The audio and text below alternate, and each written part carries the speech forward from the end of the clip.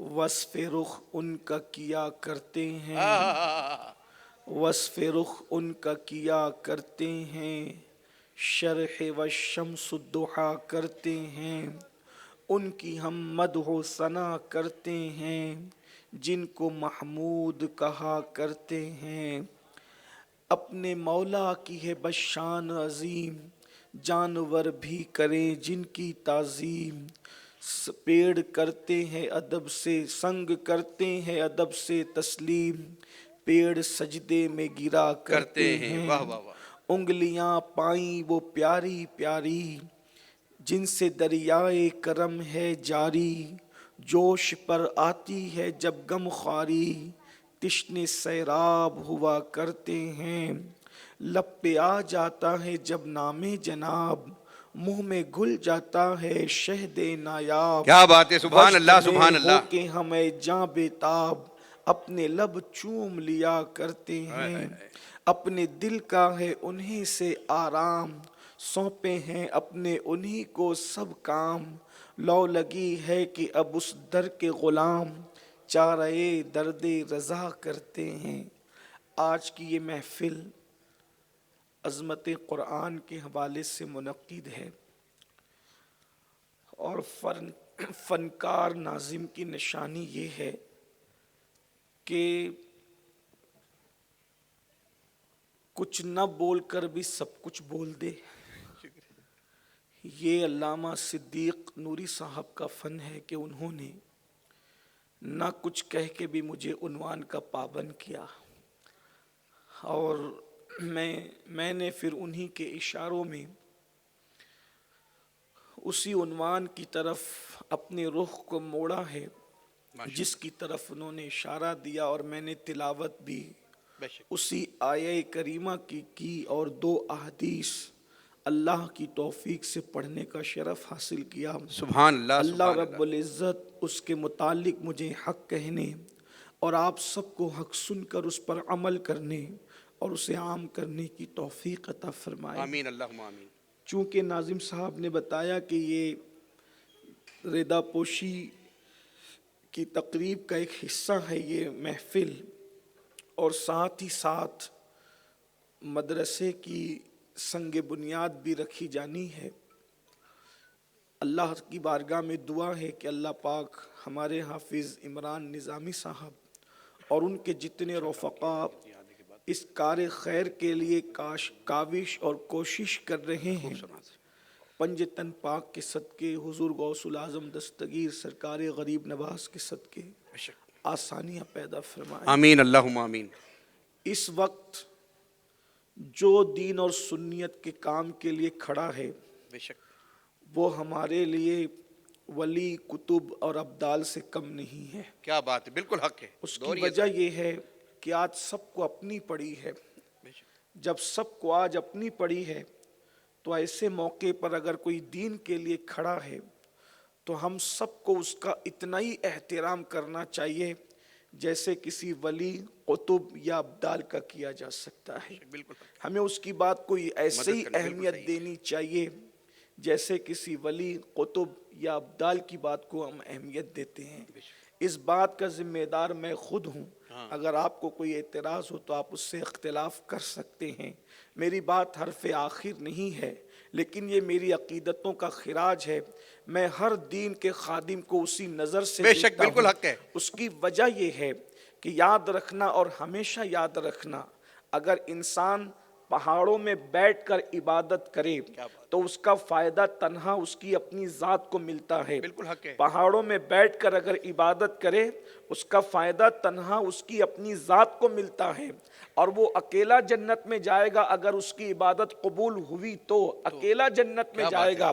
لیکن جو بندہ علم کی خدمت کرتا ہے، جو بندہ دین کی خدمت کرتا ہے، وہ اکیلا جنت میں نہیں جائے گا اور اس کی ذات کو اکیلے فائدہ نہیں پہنچتا۔ اس کی وجہ یہ ہے پہاڑ میں بیٹھنے والا جس دن مر گیا اس کی عبادت ختم ہو گئی. علم کی طرف توجہ کریں, میں آپ کی طرف توجہ چاہتا ہوں, بہت خوبصورت بات آ گئی ہے, اور انٹرنیٹ پر جو بھائی بہنیں سن رہے وہ بھی توجہ فرمائیں. غار میں بیٹھ کر عبادت کرنے والا اگر مر گیا اسی وقت اس کی عبادت ختم, عبادت کا ثواب ختم. لیکن اگر کسی نے علم کی خدمت کی, دین کی خدمت کی, مثال کے طور پر اس نے 4 حافظ بنا دیے, حافظ بنانے والا مر گیا لیکن اس غار کے عابد کی طرح اس کی عبادت ختم نہیں ہوئی. یہ حافظ جہاں جہاں قرآن پڑھے گا اس کا فائدہ حافظ بنانے والے کو ملتا رہے کیا گا. بات ہے, اور سبحان پھر اللہ, جب یہ بالکل. 4 حفاظ 400 حفاظ بنائیں گے تو ان 4 کو جس نے حافظ بنایا تھا 400 جو بنائیں گے اس 400 کا ثواب بھی اسی کے نام اعمال میں آئے گا. لیکن ان کی نیکیوں میں کوئی کمی نہیں ہوگی. وہ 400 4000 بنائیں گے, اللہ اکبر, تو اس کا ثواب بھی اسی کو ملے گا جس نے 4 سے 400 اور 400 سے 4000, یعنی چراغ سے جتنے چراغ جلتے جائیں گے اس کا اجر پہلا چراغ جلانے والے کو ملے گا. اسی لیے تو ہم کہتے ہیں کہ ثواب میں نبی کے برابر کوئی نہیں ہو سکتا.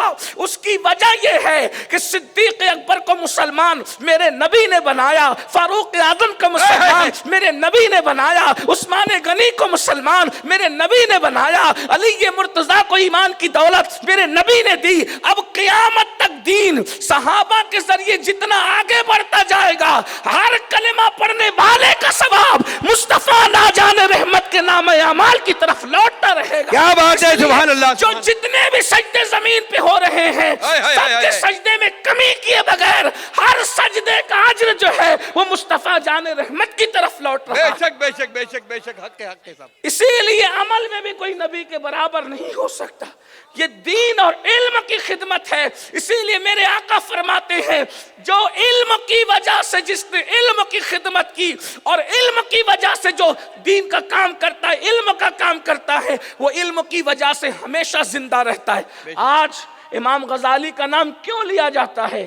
علم کی وجہ سے. بے شک. امام بخاری کا نام کیوں لیا جاتا ہے؟ علم کی وجہ سے. امام مسلم کا نام کیوں لیا جاتا ہے؟ علم کی وجہ سے. امام اعظم ابو حنیفہ کا نام کیوں لیا جاتا ہے؟ علم کی وجہ سے. ارے ان کی نسلیں ہیں یا نہیں ہے یہ 2 نمبر کی بات ہے. نسلوں سے وہ نہیں پہچانے جاتے, وہ اپنے علمی کارناموں کی وجہ سے. کیا بات ہے, سبحان اللہ سبحان اللہ سبحان اللہ. اس لیے علم کتنی بڑی, علم کبھی مرتا نہیں اور علم والا بھی کبھی مرتا نہیں. بے شک اس بے شک. لیے علم کتنی قیمتی چیز ہے. قرآن مقدس کہتا ہے هل يستوي الذين يعلمون والذين لا يعلمون, علم والے اور بغیر علم والے دونوں برابر نہیں ہو سکتے. فرق ہے, اللہ نے فرق بیان فرمایا. علم بہت بڑی چیز ہے. اب یہاں علم سے مراد علم دنیا بھی ہے اور علم دین بھی ہے, لیکن ہم سب سے زیادہ اہمیت جس کو دیتے ہیں وہ علم دین ہے. اس لیے کہ ڈاکٹر, ٹیچر, انجینئر, ڈاکٹر اور جج کچھ بھی بناؤ بچوں کو, میں بار بار پورے ملک میں یہ بات دہراتا ہوں, لیکن پہلے اتنا علم بچوں کو ضرور دو کہ ان کو ایمان اور کفر پتہ چلے, بے شک. ان کو دین اور اسلام کا حسن پتہ چلے.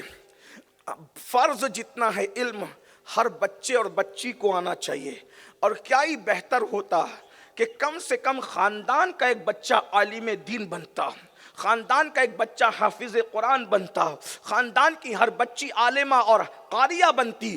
اس کی وجہ یہ ہے کہ کسی بہت بڑے مفکر نے کہا تھا مرد جب دین پڑھتا ہے تو دین جو ہے وہ گھر تک رہتا ہے, لیکن جب عورت دین پڑھتی ہے تو دین مکمل خاندان تک رہتا ہے, نسلوں تک دین منتقل ہوتا ہے. میرے پیارے آقا صلی اللہ علیہ وآلہ وسلم کے پیارے دیوانوں, میں آپ کے سامنے کچھ باتیں رکھنا چاہتا ہوں. اس سے پہلے ایک چھوٹی سی تمہید میں ایک بات مجھے یاد آ رہی ہے. ہم لوگ بیٹھتے ہیں, باتیں کیا کرتے ہیں, اس کا کس کے ساتھ چکر چل رہا ہے، ہم بیٹھتے ہیں بات کرتے ہیں اس کی روزی روٹی کا کیا مسئلہ ہے، وہ تو بڑا شانہ بنتا ہے، وہ تو بڑی دادا گیری کرتا ہے، وہ تو بڑا کرپشن کرتا ہے، اور وہ تو عورتوں کے ساتھ نظریں لڑاتا ہے، عورتیں بیٹھتی ہے تو وہ بھی کچھ ایسی باتیں کرتی ہے، یعنی کم زیادہ کچھ ہم سب ایک دوسرے میں لگے ہوئے ہیں۔ ایک بات میں آپ کو بتاؤں، اگر ہو سکے تو ایسا کیجئے، جب بھی بیٹھیے یا تو تجارت کی بات کیجئے یا تو کسی کو فائدہ پہنچانے کی بات کیجئے، اور کوشش کیجئے کہ کسی بھی محفل میں بیٹھیے تو علم پر ڈسکس کیے بغیر مت اٹھیے۔ کیا بات ہے، بہت علمی اچھی بات ہے۔ مسائل مثال کے طور پر، اور میں تو یہ کہتا ہوں کہ جاہلوں کے ساتھ بیٹھیے ہی مت۔ جاہل اس معنی میں ان پڑھ کے معنی میں، ورنہ ہم کسی مسلمان کو جاہل نہیں کہتے، کیونکہ جو رسول اللہ کے دامن سے وابستہ ہو گیا اب وہ کبھی جاہل نہیں ہو سکتا۔ لیکن بات چلیں ان پڑھوں کی صحبت میں مت بیٹھیے، چھوڑ دیجئے۔ اس کی وجہ یاد رکھنا، انسان جیسوں کی صحبت میں بیٹھتا ہے ویسے اس کا ذہن بنتا ہے، اس کا مائنڈ ویسے ہی بنتا ہے۔ آج آپ کو پتا ہے نشہ کیوں پرموٹ ہو رہا ہے؟ نشہ کرنے والوں کی صحبت کی وجہ سے۔ زنا کیوں پرموٹ ہو رہا ہے؟ زنا کرنے والوں کی صحبت کی وجہ سے۔ اور ایک بات میں آپ کو بتاؤں، اگر صحبت آپ کو نہیں بھی ملتی تو انٹرنیٹ پر آپ جس کو دیکھ رہے ہیں، بہت بڑی بات کہنے جا رہا ہوں، انٹرنیٹ پر آپ جس کو دیکھ رہے ہیں آپ گویا کہ اسی کی صحبت میں بیٹھتے ہیں۔ یعنی اگر زنا کرنے والوں کی فلمیں آپ دیکھ رہے ہیں تو آپ ان کی صحبت میں بیٹھنے والے ہو، اگر نشہ کرنے والوں کو دیکھ رہے ہو تو گویا آپ ان کی صحبت ان کی صحبت میں بیٹھنے والے ہو۔ اسی طرح اگر علماء کو دیکھ رہے ہو تو گویا آپ ان کی صحبت میں بیٹھنے والے ہو۔ یاد رکھنا اچھی طرح سے، اور پھر یہ بھی یاد رکھیے دنیا میں جو جس کے ساتھ اٹھے گا بیٹھے گا وہ قیامت کے دن اسی کے ساتھ اٹھایا جائے گا۔ اب آپ کو یہ منظور نہیں کہ آپ کسی عالم دین کے ساتھ اٹھیں، کسی اللہ والے کے ساتھ اٹھیں۔ ذرا سوچئے تو صحیح، صحبت بگاڑتی بھی ہے، صحبت بناتی بھی ہے۔ تو کوشش کیجئے علم والوں کے ساتھ، اور علم والوں میں بھی ان کے ساتھ بیٹھیے جو علمی مسائل پر ڈسکس کرتے ہیں۔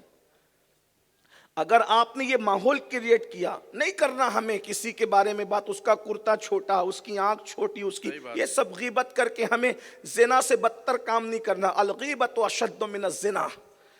بیٹھو تو علم کے موتی لٹاؤ، دسترخوان پر بیٹھو تو بھی علم کی بات کرو، سماج میں بیٹھو تو بھی علم کی بات کرو، شادی بیاہ میں بیٹھو تو بھی علم کی بات کرو، موت میت میں بیٹھو تو بھی علم کی بات کرو، کیونکہ آپ نے جو علم کا موتی بکھیر دیا ہے جب تک اب یہ آگے بڑھتے رہے گا اس کا ثواب آپ کو ملتا رہے گا۔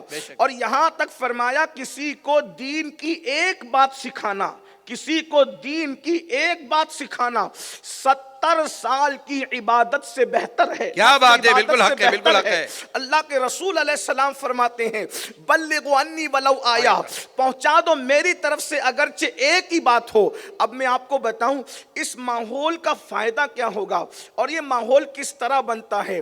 آج ہمارے بچوں کو وضو کا طریقہ نہیں معلوم، آج ہمارے بچوں کو نماز کا طریقہ نہیں معلوم، آج ہمارے بچوں کو جو ہے وہ غسل کا طریقہ نہیں معلوم۔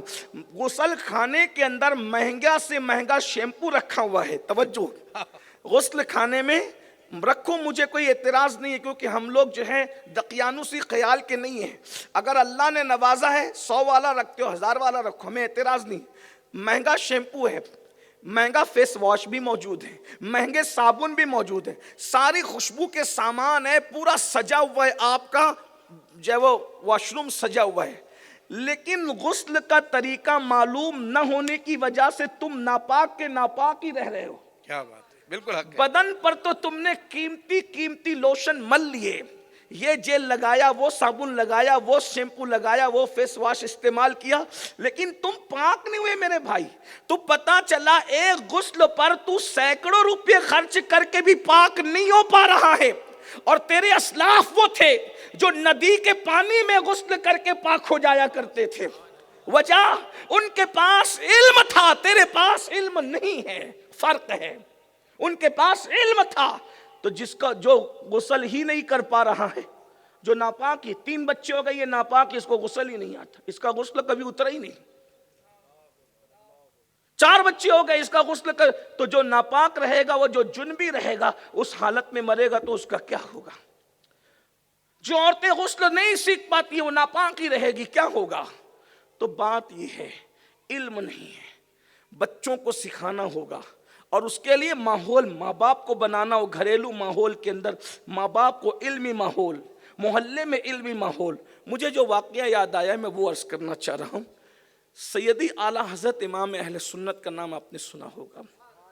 میں نہیں سمجھتا ہندوستان میں شاید کوئی دوست یا دشمن ہو جو اعلیٰ حضرت کو نہ جانتا ہو۔ کیا بات، دوست اور دشمن سب دونوں جانتے ہیں امام کو، اعلیٰ حضرت، امام کو اعلیٰ سب حضرت۔ جانتے ہیں۔ کوئی محبت سے جانتا ہے، کوئی تعصب سے جانتا ہے، کوئی عقیدت سے جانتا ہے، کوئی دشمنی سے جانتا ہے، لیکن اللہ نے اس بندے پر انعام یہ کیا ہے کہ جانتے سب ہیں۔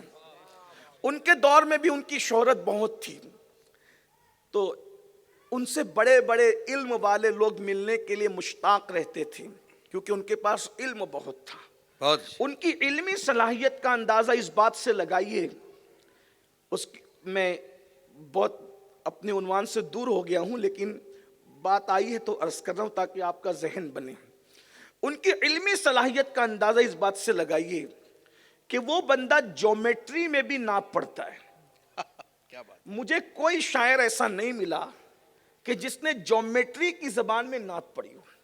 اس سے آپ کو پتا چلنا چاہیے کہ آپ کے اسلاف دنیاوی علوم میں بھی کتنی مہارت رکھتے تھے کہ انہوں نے جیومیٹری میں بھی نعت پڑھی ہے۔ بھئی پنجابی میں جو نعت پڑھتا ہے مجھے اچھمبا نہیں ہے، مراٹھی میں بھی میرے ایک عظیم دوست ہے علامہ رفیع الدین صاحب، انہوں نے نعت لکھی، اور بھی دوستوں نے لکھی ہے، مجھے اس پہ بھی اچھمبا نہیں کیونکہ وہ زبان ہے۔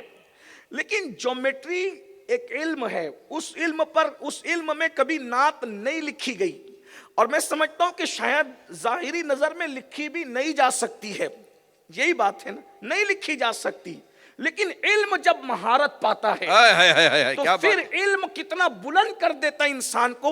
شاید میں نے کئی جگہ پر اس کو پڑھا ہے، میں اس کو ریپیٹ نہیں کر رہا ہوں، صرف اشارہ دے کر اصل عنوان کی طرف جلدی آنا چاہتا ہوں تاکہ آپ کو بات سمجھ میں آئے۔ تو جیومیٹری کا ایک اصول ہے، نقطے کو نقطے سے جوڑو تو سرکل بنتا ہے، دائرہ بنتا ہے، دائرے اس طرح بنتے ہیں۔ امام اہل سنت سیدی اعلیٰ حضرت امام احمد رضا خان محدث بریلی یہ دائرے کو دیکھ کر کے، سرکل کو دیکھ کر کے جو ہے وہ امام اپنے نبی کی نعت کیوں اس طرح کہتے ہیں کہ کمان کہتے ہیں، دو کمانیں جب ملتی ہے تو دائرہ بنتا ہے۔ وہ کہتے ہیں کمان امکان کے جھوٹے نقطوں، تم اول آخر کے پھیر میں ہو، محیط کی چال سے تو پوچھو کدھر سے آئے کدھر گئے۔ دیکھ رہے ہیں جیومیٹری میں انہوں نے جیومیٹری کی زبان میں نعت لکھی، غور کیجئے۔ اس طرح انہوں نے بہت علم موسمیات کو سامنے رکھ کر انہوں نے نعت لکھی۔ میں ابھی وہ وقت نہیں ہے کہ میں اس کا ذکر کروں، وہ ٹائم نہیں ہے اس کا، اس لیے کہ حضرت قبلہ امیر محترم جیسی تشریف لائیں گے میری گفتگو وہیں ختم ہو جائے گی، آپ جیسا کہ جانتے ہیں، تو میں وہی روک دوں گا۔ لیکن میرا عنوان جو اصل آج ہے، عورتوں کی تعلیم پر مجھے گفتگو کرنا میں چاہتا ہوں، لیکن میں آپ کے سامنے تھوڑی تمہید پیش کر رہا ہوں۔ امام نے موسمیات کے ماہرین کے تجربات کو سامنے رکھ کر اس پر بھی نعت لکھی ہے۔ امام نے حروف مقطعات کو سامنے رکھ کر اس پر بھی نعت لکھی ہے۔ شعر پڑھ دیتا ہوں، تشریح نہیں کرتا۔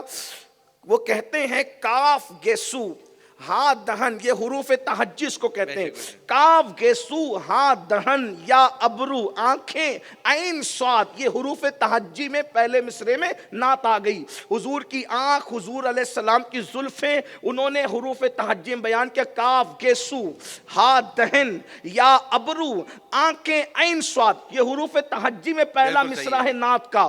اور دوسرا مصرع حروف مقطعات، حروف مقطعات میں کیا ہے، الف لام میم نون، اسی طریقے سے کاف ہاں یا عین صاد، اس کو حروف مقطعات کہتے ہیں۔ تو پہلے مصرے میں حروف تہجی میں نعت لکھی، اور دوسرے مصرے میں کیا کہہ رہے ہیں، پہلا مصرع سنے، کاف گیسو ہاں دہن یا ابرو آنکھیں عین صاد، کاف ہاں یا عین صاد، ان کا ہے چہرہ نور کا۔ کیا بات ہے، سبحان اللہ سبحان اللہ سبحان اللہ سبحان اللہ، میں نعت لکھی۔ اس کے بعد موسمیات کے فن کو سامنے رکھ کر جو آپ نے مصرع کا وہ یہ ہے، لَكَ بَدْرٌ فِي الْوَجْهِ الْأَجْمَلِ قَدْ حَالِ مَا ظُلْفُ ابر اجل تورے چندن چندرو پرو کنڈل رحمت کی بھرن برسا جانا۔ کیا بات ہے، اسی طریقے سے آپ نے جغرافیہ کو، علوم فلکیات کو، علوم ارضیات کو، سب کو سامنے رکھ رکھ کر کے نعتیں لکھی ہے.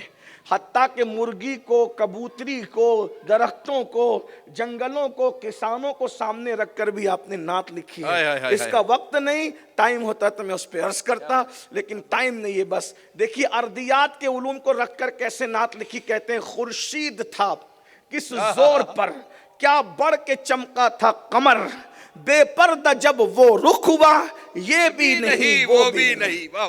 غور کیجئے. اور آپ نے جو ہے جنرل نالج کو بھی نعت کا عنوان بنا دیا. کہتے ہیں دندان و لب و زلف و رخ شاہ کے فدائی ہے، در عدن لال یمن مشک ختن پھول. اسی طریقے سے علوم فلکیات پر ادھر بھی اشارہ کیا. دل اپنا بھی شیدائی ہے اس ناخن پاکا، اتنا بھی مہے نو پہ نہ اے چرخ کہن پھول. اگر وقت ہوتا تو میں آپ کو بتاتا کہ ارضیات سے اس کا، فلکیات سے اس کا تعلق کیسے ہے، اس کا تعلق موسمیات سے کیسے ہے، یہ بتاتا، لیکن عنوان وہ نہیں. جو بندہ شاعری میں ایسے علوم بیان کرتا ہو، جب وہ فتاووں میں علوم لکھتا ہوگا تو اس کا علم کی کیا عالم ہوگا. تو بہت شہرا تھا علم کا، بہت شہرا تھا.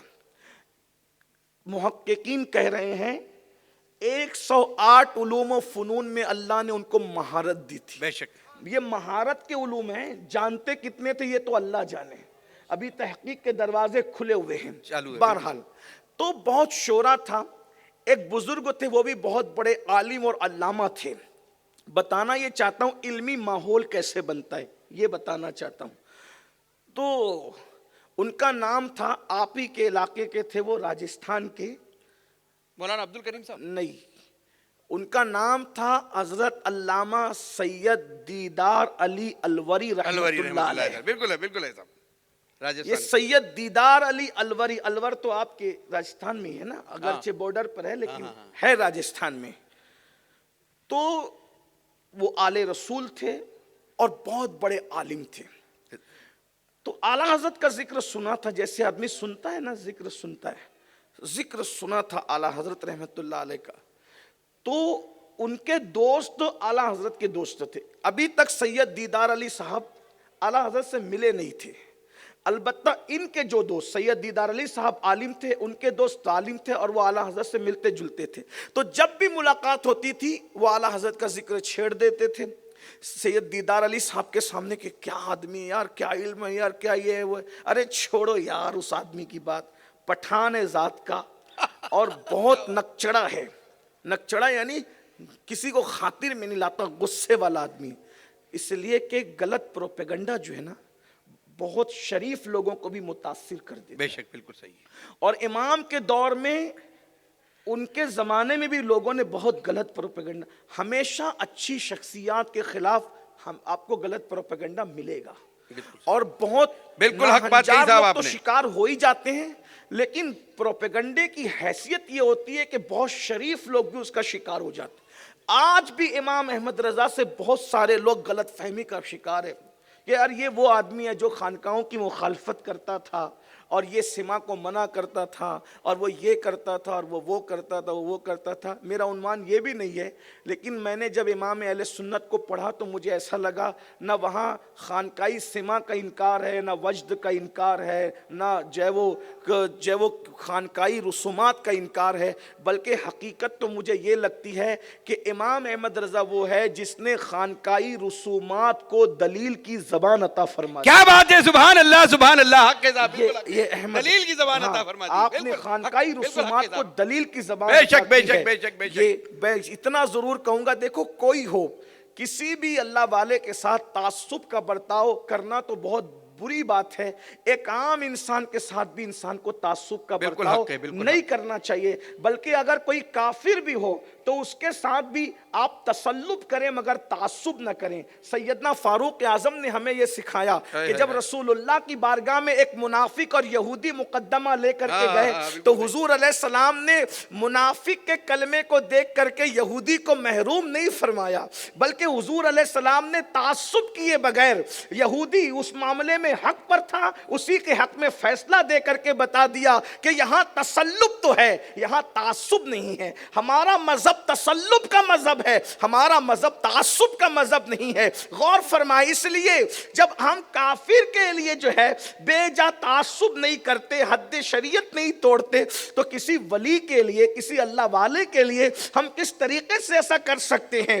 جو شخصیت کو یہاں تک کہہ دیا گیا کہ وہ معاذ اللہ غریب نواز کو نہیں مانتا تھا، حالانکہ فتاوے میں حال یہ ہے، آپ فرماتے ہیں اجمیر معلیٰ کو صرف اجمیر اجمیر نہ کہا کرو بلکہ اجمیر شریف کہا کرو. جو اجمیر معلیٰ کو جو ہے وہ غریب نواز کی دشمنی میں اجمیر کہتا ہے، فرمایا وہ تو بد مذہب ہے، لیکن جو سنی ہو کر کے اجمیر اجمیر کہتا ہے وہ بھی محروم ہے، محروم. اس کو چاہیے کہ وہ اجمیر اجمیر نہ بولا کرے بلکہ اجمیر شریف کہا کرے، اجمیر معلیٰ کہا کرے. جو شہر کا اتنا احترام کروانا چاہتا ہے وہ شہر میں آرام کرنے والے معین الدین پر دل و جان سے کتنا فدا ہوگا. کیا بات ہے، سبحان اللہ سبحان اللہ سبحان اللہ. کہیں نہ کہیں انسان پروپیگنڈے کا شکار ہو.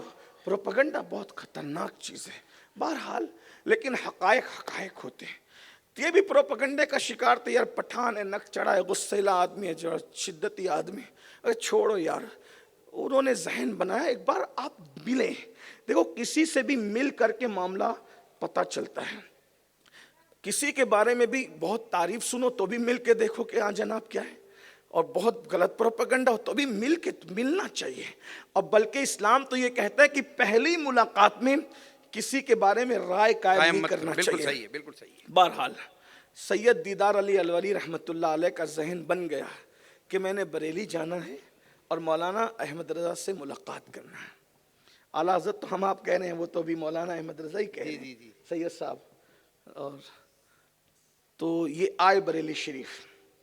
بریلی شریف جب یہ آئے تو اتفاق سے فجر کا وقت تھا، وقت فجر تھا، اور فجر کے ٹائم میں جماعت کھڑی ہو چکی تھی. وہ اللہ والے آدمی سید دیدار کوئی معمولی آدمی نہیں تھے. سید دیدار علی الوری رحمت اللہ علیہ سادات میں سے تھے، سیہ النسب سادات، اور بڑے عالم بھی تھے. تو اب نماز جب کھڑی تھی تو چونکہ وہ لوگ اللہ والے لوگ تھے، ان کے لیے نماز تو پوری دنیا کی نعمت سے بڑھ کے تھی. اگر ایک پلڑے میں تخت شاہی رکھ دیا جائے، ایک پلڑے میں سجدہ رکھ دیا جائے، وہ تخت شاہی ٹھکرا دے، سجدے کو قبول کرے. بے شک بے شک. مقام بندگی دے کر نلو شان خدا بندی، ان کا مزاج یہ تھا. بہرحال نماز کا جماعت کھڑی تھی، انہوں نے جلدی کی، جلدی سے میں وضو کروں، مسافر تھے، جلدی وضو کروں اور جماعت میں شامل ہو جاؤں. تو جیسے یہ وضو کرنے کے لیے تڑپے تو کیا دیکھا، ایک چھوٹا سا بچہ ہے، بچہ نعت پڑھ رہا تھا، چھوٹا سا بچہ ہے جس کی عمر 4-5 سال کی ہوتی ہے. 4-5 سال کا چھوٹا سا بچہ ہے جو نابالغ ہے، چھوٹا سا بچہ ہے. انہوں نے چونکہ عام طور پر، میں کسی کو ٹارگٹ نہیں کر رہا ہوں، ایک جنرل بات کر، عام طور پہ بڑوں کی عادت ہوتی ہے نا، وہ چھوٹوں کو کام لگاتے ہیں، یہ پانی لا، یہ لا، اٹھا، وہ کر وہ کرتے. تو چونکہ اب یہ پیر صاحب بھی تھے، عالم بھی تھے، سید صاحب بھی تھے، چونکہ وہاں تو خدام لگے ہی رہتے تھے. عام طور پہ مخدوم لوگوں کو کام کرنے کی عادت نہیں ہوتی. مخدوم کا مطلب وہ اصلی والے مخدوم نہیں جو قبروں میں آرام کرے. مخدوم کا مطلب جن کی لوگ خدمت کرتے ہیں اور جو لوگوں سے خدمت لیتے ہیں ان کو میں مخدوم کہہ رہا ہوں. ورنہ جو مخدوم لوگ ہیں، میرا مخدوم جس نے اللہ کے لیے سمنا کا تاج چھوڑ دیا، ایسا میرا مرشد ہے. لوگ اللہ کو چھوڑ دیتے تاج اور تخت کے لیے، لیکن میرا مخدوم وہ ہے جس نے تخت و تاج چھوڑا ہے. کیا بات ہے، واہ واہ واہ واہ واہ. 2-3 ہی بادشاہ ہوئے ہیں جنہوں نے تخت تاج کو ٹھوکر ماری ہے، اور مخدوم تو وہ ہے بھائیو، کوئی چھوٹا موٹا خاندان نہیں تھا. آپ مخدوم صاحب فرماتے تھے محمود غزنوی کو جو تم جانتے ہو، محمود غزنوی ہمارے خاندان کا غلام رہ چکا ہے. مخدوم صاحب کہتے تھے محمود غزنوی کا خاندان مخدوم صاحب کے خاندان کا غلام رہ چکا ہے. سوچو جس کے خاندان کی غلامی اتنا بڑا کر دیتی ہو، وہ مخدوم کا خاندان کتنا بڑا ہوگا. اور ایک بات، تاتاریوں کا، ہلاکو اور چنگیز کا جس نے مقابلہ کیا ہے، وہ چند انگلیوں پہ گنے ہوئے بادشاہ ہیں. اس میں سے ایک بادشاہ کو دنیا اشرف سمنا، سید مخدوم اشرف جہانگیر سمنانی کے نام سے جانتی ہے. بے شک بے شک. تاتاریوں کا مقابلے میں کوئی نہیں آیا. چند مخصوص 4-5 بادشاہ آئے, اس میں سے ایک مخدوم صاحب تھے, اور کس عمر میں جنگ لڑی؟ صرف 15-16 سال کی عمر میں جنگ لڑی. جب آپ کے وزیروں نے کہا اور مشیروں نے کہا کہ آپ کو اشرف جانے کی ضرورت نہیں ہے, کوئی ان سے مقابلہ نہیں کر رہا ہے, تو آپ فرماتے میری چھوٹی عمر دیکھ کے مجھے بیٹھنے کا مشورہ دیتے ہو. تمہیں نہیں معلوم میں اس خاندان کا ہوں کہ 6 مہینے کا علی عسکر بھی دشمن کو دھول چٹانا. کیا بات ہے, سبحان اللہ سبحان اللہ. نعرہ تکبیر, نعرہ رسالت, خاندان اہل بیت زندہ باد زندہ باد. سبحان میری رگوں میں خون اس کا ہے کہ کبھی دیوار ہلتی ہے, کبھی در کانپ جاتا ہے, علی کا نام سن کر اب بھی خیبر کانپ جاتا ہے. لا فتح الا علی, لا سیف الا ذوالفقار. چھوٹی عمر دیکھ کر کے مجھے مشورہ دیتے ہو, چھوٹی عمر دیکھ کر مجھے مشورہ دیتے ہو کہ میں میدان میں نہ جاؤں. میں تو جاؤں گا کیونکہ میرے خون میں ہے دشمن کو دھول چٹانا. یہ بھی ایک الگ سے عنوان ہے, ایک الگ سے عنوان نکل آیا. لیکن بہرحال تو سید دیدار علی الوری رحمت اللہ تعالی علیہ, چونکہ نوازے شکریہ بارک اللہ, بڑے عالم تھے, مخدوم تھے, تو عادت تھی آپ کو جیسے عام طور پہ, حالانکہ وہ اللہ والے تھے, میں ان پہ کوئی کرٹیسائز نہیں کر رہا ہوں, کوئی ان کا ماننے والا سنے تو یہ سمجھ لے کہ اللہ جانتا ہے, میں انہیں ولی مانتا ہوں. وہ عالم ربانی تھے. بہرحال تو پہلی مرتبہ بریلی شریف آئے تو دیکھا ایک بچہ, نابالغ بچہ ہے, وہ کنویں کے پاس سے پانی نکال رہا ہے, اور کنویں میں سے پانی جو ہے وہ ڈول سے ہاتھ سے نکالا جاتا تھا. مسجدوں میں ہوتے تھے, نل وغیرہ نہیں ہوتے تھے. بہرحال تو نماز میں جلدی بھی تھی, جماعت بھی پکڑنے کا شوق تھا. پتہ نہیں ذہن میں رہا یا نہ رہا, یہ تو نہیں کہتا کہ مسئلہ نہیں جانتے ہوئے استغفر اللہ, کبھی مسئلہ بہت جانتا ہے آدمی, کبھی ذہن میں رہتا کبھی نہیں رہتا. لیکن جیسے ہی سید دیدار علی الوری نے جلدی میں وضو کرنے کی وجہ سے اور جماعت میں شامل ہونے کی وجہ سے اس بچے کو کہا, اے بچے ذرا پانی لانا, اے بچے ذرا پانی لا کے مجھے دے, میں وضو کروں گا. اس بچے نے کہا شاید آپ مسافر لگتے ہیں, بریلی کے نہیں ہیں آپ. بچہ کہہ رہا ہے, نابالغ بچہ, 4-5 سال کا بچہ, یہ اعلیٰ حضرت کے گھر کا نہیں ہے, اعلیٰ حضرت کی گلی کا بچہ ہے. کیا بات ہے. سید دیدار علی صاحب کو کہہ رہے ہیں شاید آپ بریلی کے رہنے والے نہیں ہیں, آپ مسافر لگتے ہیں. ہاں بیٹا میں مسافر ہوں, لیکن مجھے جلدی ہے, باتوں میں اس طرح نہ پھنسا, مجھے وضو کرنا ہے, جلدی پانی لا. کہا آپ کو پتہ ہے مجھے دیکھ کے لگتا ہے میں نابالغ ہوں. کہا تو نابالغ ہے. کہا آپ کو مسئلہ نہیں معلوم حضرت کہ نابالغ سے کام کرانا اس کے سرپرستوں کی اجازت کے بغیر یہ جائز نہیں ہے. اللہ اکبر اللہ اکبر اللہ اکبر اللہ اکبر. نابالغ سے اس کے سرپرستوں کی اجازت کے بغیر کام کرانا یہ جائز نہیں ہے. تو میرے کوئی سرپرست یہاں موجود نہیں ہے, پیرنٹس یہاں موجود نہیں ہے, اور آپ مجھے ڈائریکٹ حکم دے رہے ہیں, اور اگر آپ مجھ سے تحفتاً بھی پانی لینا چاہیں تو آپ کو یہ مسئلہ بھی تو معلوم ہوگا کہ نابالغ اگر تحفہ دے تو وہ تحفہ بھی معتبر نہیں ہوتا. نابالغ کو یہ حق نہیں ہے, نابالغ کو یہ حق نہیں ہے کہ وہ کسی کو تحفہ دے. میں پانی بھی آپ کو ہبہ نہیں کر سکتا, تحفے میں نہیں دے سکتا. تو بہت خوبصورت بات میری جماعت کے ایک عالم نے کہی, جب وہ نابالغ بچے نے 2-3 مسئلے سید دیدار علی الوری صاحب کے سامنے بیان کیے تو اس وقت حضرت دیدار علی کو اپنے علم کا دیدار ہو گیا. اور پھر خیال آیا کہ جس پٹھان کے لیے میں کہہ رہا تھا کہ ذات کا پٹھان نکچڑا گسیلا ہے, ارے جب نابالغ بچہ اس کے یہاں کا ایسا ہے تو اس کے اپنے علم کا عالم کیا ہوگا. تو پوچھا تو کیا احمد رضا کے گھر کا ہے؟ گھر کا نہیں, محلے کا ہوں. جب محلے میں احمد رضا نے علم کا یہ ماحول بنایا تھا تو گھر کے اندر علم کا ماحول کیا ہوگا. اور اس کے گھر کے علم کا یہ ماحول تھا, پھر اس کے اپنے خود کے علمی قد کا عالم کیا ہوگا. اسی لیے تو ہمارے مہریرہ کے سرکاروں کی طرف سے آواز آتی ہے, مینار قصر رضا تو بلند کافی ہے, تم اس کے پہلے ہی زینے پہ چڑھ کے دکھلا دو. ارے فتاوی رضویہ تو ایک کرامت ہے, ذرا ہدایت کے بخششی پڑھ کے دکھلا. کیا بات ہے. نعرہ تکبیر, نعرہ رسالت, مسلک اعلی حضرت, تعلیمات اعلی حضرت, فیضان اعلی حضرت, زندہ باد زندہ باد، سبحان اللہ سبحان اللہ سبحان اللہ۔ یہ علمی ماحول وہی بنتا ہے اپنے گرد نواح میں جب ہم غیبت کرنے کی بجائے علمی مسائل پہ ڈسکس کرتے ہیں، جب ہم چگلی کرنے کی بجائے علمی مسائل بیان کرتے ہیں۔ امام احمد رضا کے یہاں ایسے فضول باتیں نہیں ہوتی تھی، اس لیے میری گزارش آپ سے یہ ہے، ماں باپ جب دسترخوان پہ بیٹھیں تو چچا چچی کی برائی لے کر نہ بیٹھیں، ماں باپ جب دسترخوان پہ بیٹھیں تو پڑوسی کی برائی لے کر نہ بیٹھیں۔ اگر باپ ایک سنت بیان کر دے اور ماں ایک سنت بیان کر دے تو ہر کھانے پر بچوں کی معلومات میں 2 سنتوں کا اضافہ ہوگا، لیکن یہ ہوگا کب؟ جب ان کو خود کو آئے گا، جن کو خود نہیں آتا۔ مجھے تو حیرت ہے، یزید سے نفرت کرنے والی قوم اب تک کہ یزید کہنا نہ سیکھ سکی، یزید کو بھی میری قوم یزید کہتی ہے۔ اب بتاؤ کس پر ماتم کیا جائے؟ اللہ اکبر۔ آپ اندازہ تو فرمائیں ہم نے سیکھا ہی کیا ہے؟ میرے پیارے آقا صلی اللہ علیہ وآلہ وسلم کے دیوانوں، علم والی قوم ہو، اللہ کے رسول صلی اللہ علیہ وآلہ وسلم نے علم کا درس دیا۔ پہلی آیت علم کے متعلق آئی، حضور فرماتے انما بعثت معلما، کہ میں معلم بنا کر بھیجا گیا ہوں۔ یاد رکھنا کیا فرمایا؟ آ کر معلم نہیں بنا ہوں، فرمایا بعثت معلما، پہلے معلم بنایا گیا ہوں اور پھر بھیجا گیا ہوں۔ اب مجھے بتاؤ، کوئی معلم بنتا ہے مدرسے میں، کوئی معلم بنتا ہے یونیورسٹی میں، کوئی معلم بنتا ہے اسکول میں، کوئی معلم بنتا ہے خانقاہ میں، تو آخر ان کو معلم بنایا کہا جا رہا تھا؟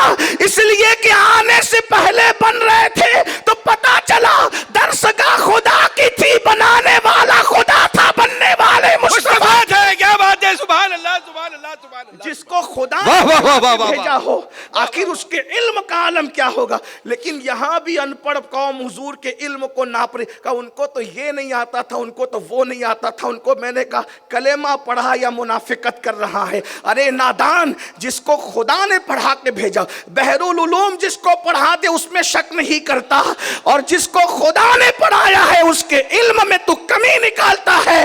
یہ تو ہمارے امام نے بتایا ہے، اور کوئی غیب کیا تم سے نہا ہو بلا، جب نہ خدا ہی چھپا تم پہ کروڑوں درود۔ تو ماں باپ یہ کب بتائیں گے؟ جب ان کو خود کو علم ہوگا۔ علم کی طرف بڑھیے۔ میں آج آپ سے گزارش کرتا ہوں پریکٹیکلی طور پر، اس وقت تک ہمیں نہیں سونا جب تک کہ کم سے کم 4 سے 5 ورق مذہبی کتاب کے نہیں پڑھنا۔ سیرت پر پڑھو، فقہ پر پڑھو۔ بہار شریعت اردو زبان میں آسان کتاب ہے، اس کو آپ روزانہ 5 ورق پڑھو۔ ہندی میں بھی آ گئی ہے، اب تو گجراتی میں بھی میسر ہے۔ اللہ اکبر، پڑھتے رہیے اور معلومات حاصل کرتے رہیے، علماء سے اپنا رابطہ رکھیے اور خود بھی اپنے بچوں کو پڑھائیے۔ کوئی ان پڑھ نہ رہنے پائے، نہ دنیاوی اعتبار سے نہ دینی اعتبار سے، اور بچیوں کو خاص پڑھائیے، بچیوں کی تعلیم پر خاص توجہ دیجیے۔ آپ کو بتاؤں، اللہ کے سچے رسول صادق و مصدوق صلی اللہ علیہ وآلہ وسلم نے امہات المومنین کو خاص طور پر پڑھانے کے لیے اپنے نکاح میں شامل فرمایا۔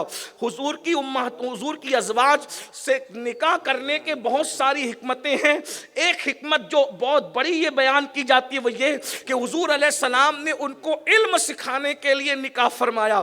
اسی لیے اکثر امہات المومنین کو حضور علیہ السلام سے اولاد نہیں ہوئی۔ اس میں حکمت یہ تھی کہ اگر اولاد ہوتی تو وہ بچوں کی پرورش میں مصروف ہو جاتی، اور جس مقصد کے لیے ان کو نکاح میں لایا گیا تھا وہ مقصد پورا نہیں ہو پاتا۔ اس لیے اللہ رب العزت نے جتنی اولاد دینی تھی محبوب کو ام المومنین سیدہ خدیجۃ الکبریٰ کے بطن سے عطا فرما دی، اور ایک شہزادہ سیدہ ماریہ قبطیہ ام المومنین کے بطن سے عطا فرمائی۔ اللہ اکبر۔ اور بقیہ ساری امہات المومنین جو ہے ان کو اولاد نہ ہوئی۔ معاذ اللہ، اس کا یہ مطلب نہیں امہات المومنین کو لا ولد ہونے کا تانا دینے والے رافضیوں، سن لو، ان امہات المومنین کو اولاد کے لیے نکاح میں نہیں لایا گیا تھا، بلکہ ان کو اس لیے نکاح میں لایا گیا تھا تاکہ یہ حضور سے علم حاصل کرے اور گھر کے علوم علوم امت مسلمہ تک کے پہنچاتی رہے. جس مقصد کے لیے وہ نکاح میں آئی تھی انہوں نے اس مقصد کو پورا کیا. بلکہ اللہ کے رسول علیہ السلام نے سب سے زیادہ جس کو پڑھایا وہ ہم سب کی مقدس ماں ام المومنین سیدہ طیبہ طاہرہ صدیقہ بنت صدیق سیدہ عائشہ صدیقہ کی ذات ہے. آقا فرماتے ہیں 1/3 دین اگر لینا ہے تو حمیرہ سے لیا کرو. اللہ اکبر اللہ اکبر اللہ اکبر. 1/3 دین، 1/3 دین اگر لینا ہے تو فرمایا حمیرہ. حمیرہ لقب ہے ام المومنین سیدہ عائشہ صدیقہ رضی اللہ تعالی. فرمایا عائشہ سے لیا کرو 1/3 دین. اور 1/3 دین ایک اکیلی خاتون نے عطا کیا. اب پڑھے لکھے لوگ اس سے پتا کر لیں کہ اور جگہ عورتیں چند سطر نہیں جانتی. یہ ہمارا اسلام ہے کہ 1/3 دین، یا یوں کہہ لے اللہ اکبر اللہ اکبر اللہ اکبر. 75% دین، 75% دین 1,24,000 صحابہ دے رہے ہیں اور 25% دین ایک اکیلے عائشہ صدیقہ دیتی نظر آ رہی ہے. کیا بات ہے. حضور نے پڑھایا کتنا ہوگا، اللہ کے رسول نے پڑھایا کتنا ہوگا کہ اکیلے 1,24,000 75% میں آ گئے اور اکیلے سیدہ عائشہ صدیقہ. کیا بات ہے. سبحان اللہ. 25% دین لوگوں کو. اسی لیے تو حضرت سیدنا عروہ بن زبیر کہتے ہیں کہ علم الفرائض میں، علم تقوی میں، شاعری میں، فقہ میں، حدیث میں، طب میں نے ام المومنین عائشہ سے بڑھ کر کسی کو عالم نہیں دیکھا. وہ جتنی بڑی فقیہ تھی، فقیہہ تھی، اتنی بڑی شاعرہ بھی. کیا بات ہے. شعر کہنا جانتی تھی، بہت بڑی. بلکہ زمانے جاہلیت کے شعراء کے اشعار ام المومنین کو زبانی یاد. یہ خشکی ہمارے دماغوں میں ابھی آئی ہے کہ یہ شعر نہیں پڑھنا چاہیے اور وہ نہیں پڑھنا چاہیے. حضور علیہ الصلاۃ والتسلیم تو ام المومنین کو خود کہتے تھے وہ جاہلیت کے دور میں وہ فلاں شاعر نے جو شعر لکھا ہے ذرا پڑھ کے سناؤ، تو ام المومنین پڑھ کے سناتے. ہاں جو غیر شرعی ہے وہ تو پڑھے ہی نہیں جا سکتے، بے شک. لیکن یہ جو دماغ کے اندر کچھ خبط آیا ہے نا کہ کوئی غالب کا شعر پڑھ دیا جو شریعت مطہرہ کی روشنی میں بھی ہے، تو تب بھی کہا کہ یہ ذرا ٹھیک نہیں. حالانکہ چوری چپکے سے گھر میں بیٹھ کر گانا سنے گا لیکن محفل میں ایسا 100 کارڈ متقی بنے گا کہ غالب کو نہیں. گانا سن سکتا ہے، غالب کو نہیں سن سکتا. گانا سن سکتا ہے، اقبال کو نہیں سن سکتا. اسی لیے اقبال نے کہا تھا متاع دین و دانش لٹ گئی اللہ والوں کی، یہ کس کافر ادا کا غمزہ خوریز ہے ساقی. حضور زمانے جاہلیت کے شعراء، وہ شعراء جنہوں نے غیر شرعی نہیں لکھا بلکہ ان کے اشعار میں حکمت تھی، حضور ام المومنین سے سنا کرتے تھے. ایک بات بتاؤں، ام المومنین تو شاعرہ تھی. حضور کے بعثت کے بعد حضور کی امی جان سیدہ آمنہ خود بھی بہت بڑی شاعرہ تھی. کیا بات ہے. سبحان اللہ سبحان حضور اللہ. کی امی جان، بلکہ میری اپنی ناقص معلومات کے مطابق حضور علیہ السلام کی سب سے پہلی نعت حضور کی ولادت کے بعد اگر کسی نے لکھا ہے تو وہ حضور کی پیاری امی جان سیدہ آمنہ کی ذات. کیا بات ہے. سبحان اللہ سبحان اللہ. امام قسطلانی نے اس کو اپنی کتاب میں لکھا ہے، اگر آپ پڑھنا چاہتے ہیں تو وہاں جا کر کے پڑھیں. میں نے کئی جگہ اس کا مفہوم پڑھا ہے. یہاں بھی آپ کو بتاؤں، سیدہ آمنہ خاتون نے جو حضور کی شان میں شعر لکھا، حضور کو دیکھ، اور اتفاق کی بات جس دن یہ شعر لکھا، جس وقت شعر لکھا، جس ساتھ شعر لکھا، یعنی زندگی کا آخری کام ام المومنین، زندگی کا آخری کام ام رسول سیدہ آمنہ نے یہی کیا کہ آخری کام تھا اس کا نعت رسول لکھنا. اور نعت لکھ کر کے پڑھ رہی تھی اور پڑھتے پڑھتے ہچکی آئی اور آپ دنیا سے رخصت ہو گئی. اللہ اکبر اللہ اور ان کے اشعار کا مفہوم یہ فرماتی ہیں، میرے بیٹے تو کبھی بتوں کی عبادت مت کرنا، تو کبھی بتوں کی مدد مت کرنا، اور تو بتوں سے دور رہنا. میں نے تجھے اللہ کے سپرد کیا ہے. اور فرمایا اللہ اکبر، ہر نئی چیز پرانی ہوگی، ہر عروج کو زوال ہوگا، دنیا ایک دن ختم ہو جائے گی، لیکن دنیا والوں آمنہ کو کبھی بھلایا نہیں جائے گا.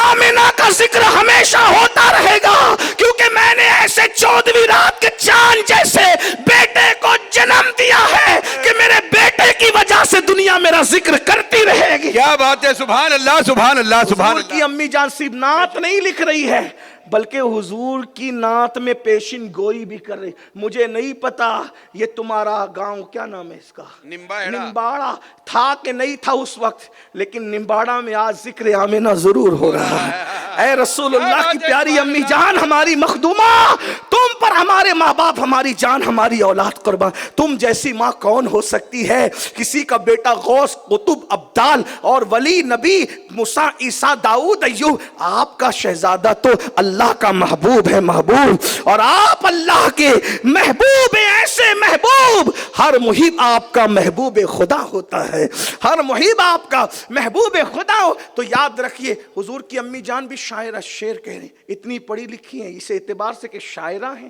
شعر کوئی چھوٹا موٹا پڑھا لکھا آدمی شعر نہیں کہہ پاتا, اور کہتا بھی ہے تو کتنے بیتوکے کہتا ہے. آج کل تو کوئی بھی شاعر بن جاتا ہے تو کچھ بھی کچھ لکھتے ہیں نا, لیکن پڑھا لکھا آدمی لکھتا ہے, اس کا اپنا ایک معیار ہوتا ہے. بہرحال تو ام المومنین شعر بھی لکھ. ایک مرتبہ ام المومنین سے پوچھا, بھئی آپ علم الانساب, علم الانساب کا مطلب کیا ہے؟ بہت مشکل ہے یہ علم ہے, علم الانساب یعنی کس کے خاندان میں کتنے دادا ہیں, کتنے پر دادا ہیں, کتنے, یہ علم الانساب ہے. کون کس کا بیٹا ہے. کوئی عرب میں اس علم کی بڑی اہمیت تھی, عرب میں اس علم کی, اور ان کے والد حضرت ابو بکر صدیق اس علم میں بہت مہارت رکھتے تھے. ابو بکر کی وجہ تسمیہ بھی لوگ یہ بیان کرتے ہیں کہ ایک عرب میں بکر نام کا تھا, بکر, اس کو علم الانساب پہ بہت فخر تھا.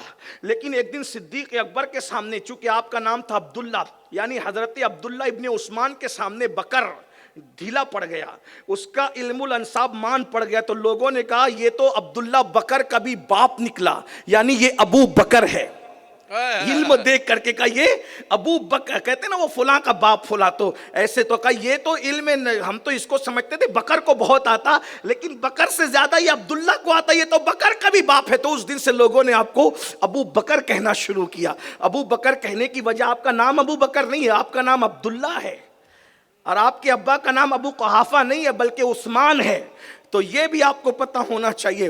بہرحال کئی وجہ بیان کی گئی, لیکن ایک وجہ یہ بھی اس کی بیان کرنے والوں نے بیان کی. تو ام المومنین علم طب بھی جانتی, یعنی جس کو آپ ڈاکٹری کا علم کہتے ہیں, ام المومنین وہ بھی جانتی, بڑی بڑی حکمت جانتی تھی. کسی نے کہا امی جان آپ تو فقہ جانتی, حضور نے پڑھایا, حدیث جانتی ہے, حضور نے پڑھایا, آپ علم الانساب جانتی, آپ کے ابا نے آپ کو پڑھایا ہوگا, شاعری بھی جانتی, آپ کے ابا بہت بڑے شاعر تھے, اگرچہ حضور شعر نہیں کہتے تھے. وما علمناہ الشعر وما ينبغي له, حضور کو اللہ نے فرمایا کہ ہم نے آپ کو شعر کہنا نہ سکھایا کیونکہ یہ آپ کے شایان شان نہ تھا. حضور شعر نہیں کہتے تھے, حضور شعر نہیں اس لیے نہیں کہتے تھے کہ شان نبوت نہیں ہے. میں نے ایک دن سوچا حضور شعر کیوں نہیں کہتے. ایک مولوی نے بہت ہنگامہ کیا تھا آ کر کے, دیکھو ان کو شعر کہنا نہیں آتا تھا. میں سوچا کہ قرآن تو کہہ رہا ہے کہ آپ کو شعر کہنا نہیں سکھا, تو وہ یہ کہہ رہے, وہ بدبخت یہ ثابت کر رہا تھا کہ ہمیں شعر کہنا آتا, حضور کو نہیں آتا, تو اس فن میں ہم حضور سے بڑے ہو گئے نا. اب پاگل, عقل تو دیکھتی رہی, وہ مر گیا, وہ وہاں بہار کا تھا وہ. بہرحال اس نے بڑی مستی کی. تو میں نے سوچا کہ حضور کی شان نہ تھی, کیونکہ عرب والے یہ تانا دیتے تھے کہ یہ قرآن معاذ اللہ, یہ محمد عربی معاذ اللہ یہ خود گڑھتے ہیں, اور یہ شاعری ہے, استغفر اللہ, یا تو یہ پرانے لوگوں کے قصے ہیں, اس طرح کی بات. اللہ نے میں کہا آپ شاعر نہیں ہو محبوب, یہ کیونکہ اس دور میں شاعروں کی عزت نہیں تھی. ہاں, تو میں نے سوچا کہ چلیں آج تو عزت ہے نا, تو حضور نے شعر کیوں نہیں کہا. بہت سی حکمتوں میں سے ایک حکمت یہ بھی, شعر وہ کہتا ہے جس کا کوئی محبوب ہوتا ہے. توجہ ہے, شعر وہ کہتا ہے جس کا کوئی محبوب ہوتا ہے. جو سارے زمانے کا محبوب ہو وہ کس کے لیے شعر کہے گا؟ ارے وہ مخلوق کا بھی محبوب ہے, وہ خالق کا بھی محبوب ہے, وہ کس کے لیے شعر کہے گا؟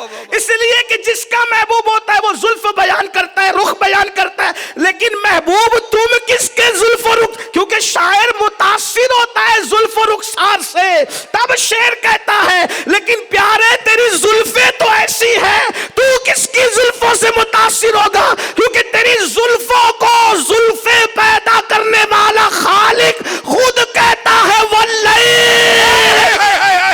کیا بات ہے, سبحان اللہ. تیری زلفوں کے صدقے سب کی زلفیں سنور گئی ہے، تو کس کے چہرے سے متاثر ہوگا؟ تیرا چہرہ قرآن کہتا ہے وَالضُّحَىٰ، تیرے کمبل اوڑھنے کو قرآن کہتا ہے یا ایھا المدثر، تیرے جھرمٹ مارنے کو قرآن کہتا ہے یا ایھا المزمل، تیرے مسکرا کر کے جب دانت نظر آتے ہیں تو قرآن اسے والنجم کہہ کر کے قسم اٹھاتا ہے۔ پیارے جب تو چلتا ہے تو کس کے چلنے سے متاثر ہوگا؟ تیرے چلنے پہ قرآن کی یوں آیت آتی ہے لا اقسم بہذا البلد وانت حل بہذا البلد، اللہ اکبر۔ تو پھر مجھے سمجھ میں یہ حتمی نہیں ہے لیکن سمجھ میں آئی کہ جس کا کوئی محبوب ہوتا ہے اور وہ متاثر ہوتا ہے زلف سے، رخ سے، اس سے اس سے، تو پھر وہ غزل لکھتا ہے کلام۔ محبوب تم کس سے متاثر ہیں؟ یوسف سے، آپ یوسف علیہ السلام کے حسن سے؟ یوسف تو خود آپ کے حسن کو یاد کر کے آنسو بہا رہے ہیں۔ یوسف تھے بڑے خوبصورت علیہ السلام، بہت خوبصورت، کوئی انکار نہیں، ہماری جانیں ان کے حسن پہ قربان، لیکن یوسف کا حسن حسن محمدی کا ایک حصہ تھا۔ کیا بات ہے، ایک حصہ تھا، ایک حصہ تھا، وہ حسن ایک حصہ تھا اور یہ حسن کامل ہے۔ اسی لیے تو ام المومنین سیدہ عائشہ صدیقہ نے ایک مرتبہ حضور کو دیکھا اور دیکھ کے کہا، بلکہ حضور بہت خوبصورت تھے نا، اور جب گھر سے نکلتے تھے کبھی کبھی تو چہرے کو آئینے میں دیکھتے تھے اور چہرہ دیکھ کے سماتے، بلکہ یہ کہہ دوں سورے ہوئے چہرے کو آئینہ دکھاتے، آئینے تو بھی دیکھ لے تیری حسرت تو پڑے۔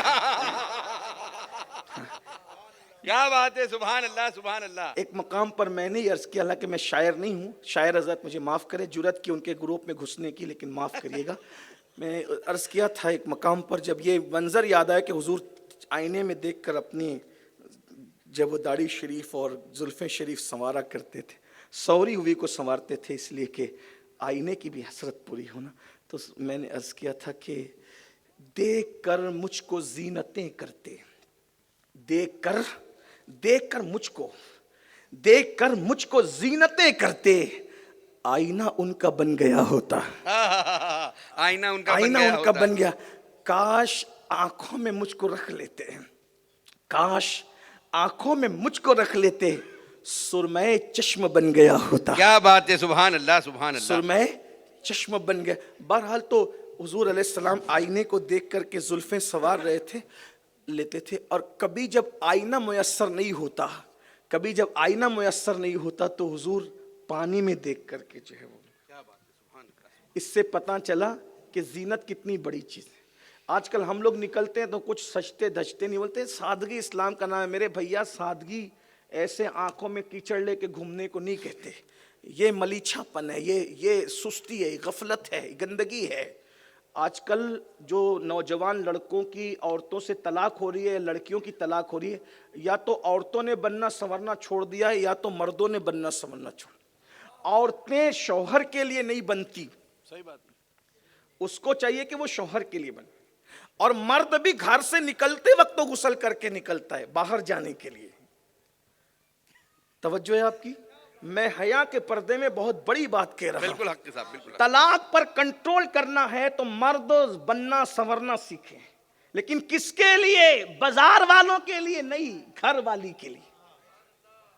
ہم گھر سے باہر نکلتے بن سنور کے، اچھی بات ہے، گھر میں آنے کے لیے بھی تو بنا سنورا کیجیے۔ کوئی توجہ ہی نہیں دیتے، منہ میں بدبو آ رہی ہے، کچھ نہیں کرنا، کیا کرنا ہے، تو نکاح تو ہو گیا ہے نا۔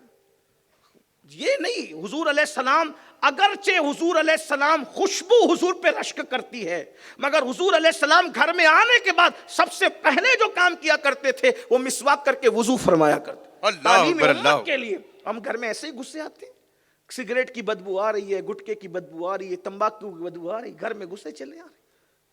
یہ ہنسنے کی بات نہیں ہے، ہمارا مذہب صفائی کا مذہب ہے، دانتوں کی صفائی، جسم کی صفائی، سر کی صفائی، روز غسل کرو، روز نہاؤ، اور قیمتی سے قیمتی خوشبو لگاؤ۔ مجھے حیرت ہے جو لوگوں کے گھر میں 3 دن چولہا نہیں جلتا تھا وہ صحابہ خوشبو مس نہیں کرتے تھے، وہ کھانا چھوڑ دیتے تھے، خوشبو مس نہیں کیا کرتے۔ بات ہے؟ امام اعظم ابو حنیفہ اپنے شاگردوں کو کہتے ہیں خوشبو لگاؤ اور اچھی لگایا کرو، کیونکہ خوشبو اچھی لگانے سے عقل بڑھتی ہے، کیا بات ہے، سبحان قوت اللہ۔ حافظہ میں اضافہ ہوتا ہے۔